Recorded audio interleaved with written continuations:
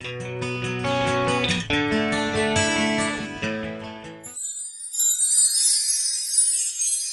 Friends, இது உங்கள் ஸ்நேகிதி. இந்த வீடியோவில் நம்ம என்ன ரெசிபி பார்க்க போகிறோம் அப்படிங்கிறது தெரிஞ்சுக்கிறதுக்கு முன்னாடி நெக்ஸ்ட் கிவ் அவேயோட அனௌன்ஸ்மெண்ட் இந்த வீடியோவில் வந்தாச்சு.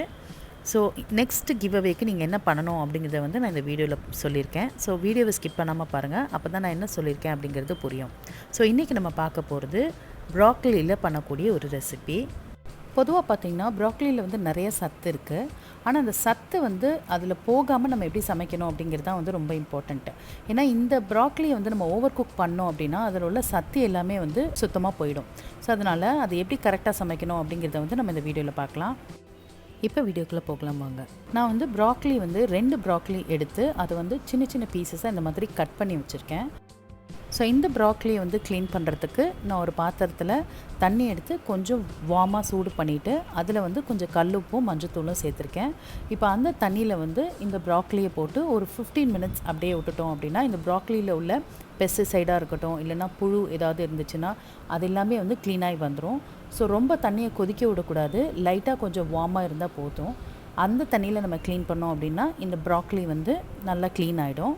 ஸோ ஒரு 15 மினிட்ஸ் கழித்து அந்த தண்ணியை வந்து ட்ரெயின் பண்ணிவிட்டு திருப்பி இந்த ப்ராக்கலியை வந்து கோல்டு வாட்டரில் கொஞ்சம் வாஷ் பண்ணி எடுத்துக்கோங்க.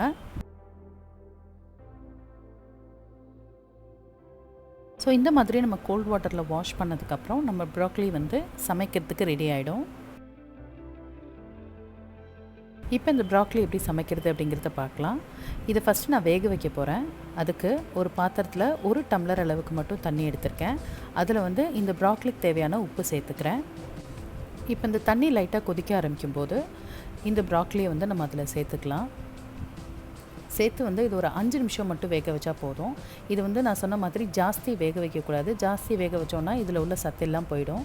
ஸோ 5 நிமிஷம் மட்டும் கவர் பண்ணி வேக விடுங்க. இது பார்த்திங்கன்னா காலிஃப்ளவர் அளவுக்கு வந்து வேகிறதுக்கு டைம் எடுக்காது. இதோட தண்டெல்லாம் வந்து லேஸாக தான் இருக்கும், சீக்கிரமே வெந்துடும். ஸோ 5 மினிட்ஸ்க்கு மேலே வேக வைக்காதீங்க. அடுத்து இப்போ இந்த ப்ராக்கலியை வந்து வதக்கிறதுக்கு நான் வந்து இங்கே ஸ்ப்ரிங் ஆனியன் கட் பண்ணி வச்சுருக்கேன். இதோட நான் நார்மல் ஆனியனும் கட் பண்ணி வச்சுருக்கேன். ஒரு கடாயில் ஆயில் ஊற்றி ஹீட் பண்ணியிருக்கேன். 1 டேபிள் ஸ்பூன் ஆயில் ஊற்றிருக்கேன். அதில் கடுகு போட்டுக்கிறேன்.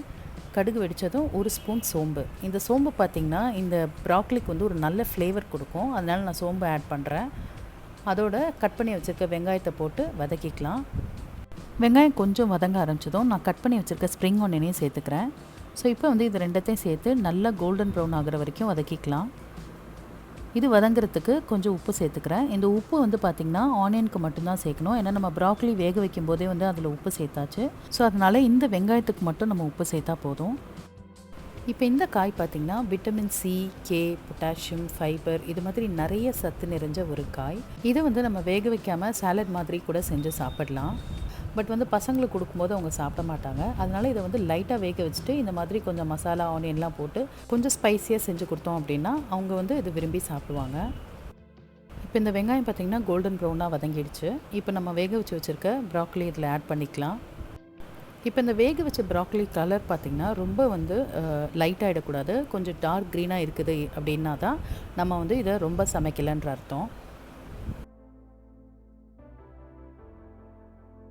இப்போ இதில் 1/4 டீஸ்பூன் மஞ்சள் தூளும் தேவையான அளவு மிளகாய் தூளும் ஆட் பண்ணிக்கிறேன். நம்ம இந்த ரெசிப்பியில் ஆட் பண்ணியிருக்க ஸ்ப்ரிங் ஆனியனும் சோம்பு வந்து இதுக்கு கொஞ்சம் வாசமாக இருக்கும்.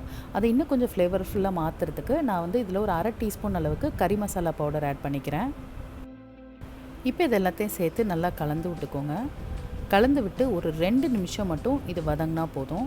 ஏன்னா நம்ம ஏற்கனவே ப்ராக்கலி வேக வச்சிட்டோம். ஸோ இந்த நம்ம ஆட் பண்ணியிருக்க இந்த மிளகாய் தூள் மசாலா தூளோட ஸ்மெல் போகிற வரைக்கும் மட்டும் இது வச்சுருந்தா போதும்.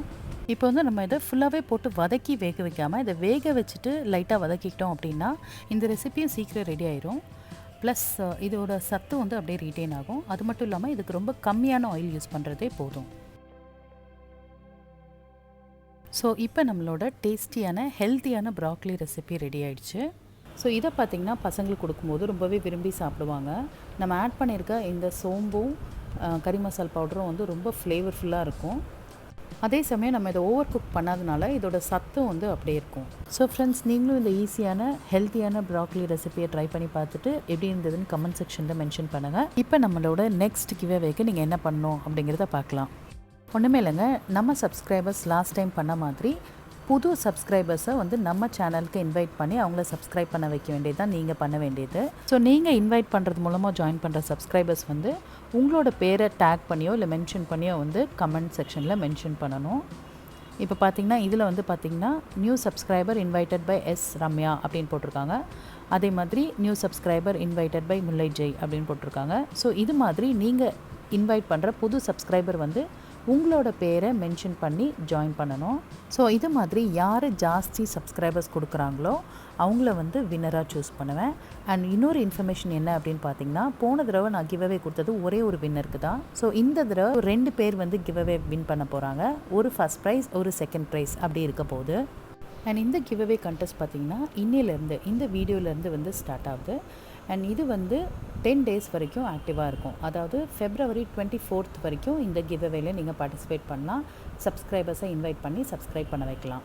இதில் ரொம்ப முக்கியமான விஷயம் என்ன அப்படின்னு பார்த்தீங்கன்னா, நம்ம சேனலுக்கு ஜெனுவின் சப்ஸ்கிரைபர்ஸ் இருந்தாலும் நம்ம கிவ்அவேக்காக சில சப்ஸ்கிரைபர்ஸ் வந்து சப்ஸ்கிரைப் பண்ணிவிட்டு கிவ்அவே முடிஞ்சதும் வந்து அன்சப்ஸ்கிரைப் பண்ணிடுறாங்க.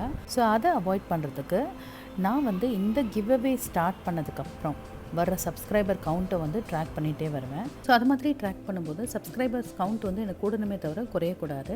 ஸோ அந்த மாதிரி ஒரு சப்ஸ்கிரைபர் டிக்ரீஸ் ஆனால் கூட இந்த கிவ்அவே வந்து நான் இன்வேலிடுன்னு அனௌன்ஸ் பண்ணிடுவேன். ஸோ அதனால் இந்த கிவ்அவேல பார்ட்டிசிபேட் பண்ணுற எல்லா சப்ஸ்கிரைபர்ஸும் வந்து நீங்கள் இன்வைட் பண்ணுற சப்ஸ்கிரைபர்ஸ்க்கு இதை கிளியராக இன்ஃபார்ம் பண்ணிவிடுங்க. நம்ம சேனலோட எக்ஸிஸ்டிங் சப்ஸ்கிரைபர்ஸ்க்கும் சரி, புதுசாக ஜாயின் பண்ண போகிற சப்ஸ்கிரைபர்ஸ்க்குமே சரி, நிறைய கிவ்அவேஸ் வந்து வந்துகிட்டே இருக்குது. ஸோ நம்ம சேனலோட பெர்மனன்ட் சப்ஸ்கிரைபர்ஸாக இருக்கிறது மூலமாக நிறைய கிவ்அவேஸில் பார்ட்டிசிபேட் பண்ணி வின் பண்ணுறதுக்கு உண்டான சான்சஸ் இருக்குது அப்படிங்கிறதையும் வந்து நான் இங்கே தெரிவிச்சுக்கிறேன். போன தடவை மாதிரி நம்ம சப்ஸ்கிரைபர்ஸ் எல்லாருமே வந்து இந்த கிவ்அவேல பார்ட்டிசிபேட் பண்ணிவிட்டு புது சப்ஸ்கிரைபர்ஸை இன்வைட் பண்ணி எனக்கு சப்போர்ட் பண்ணுவீங்க நம்புகிறேன்.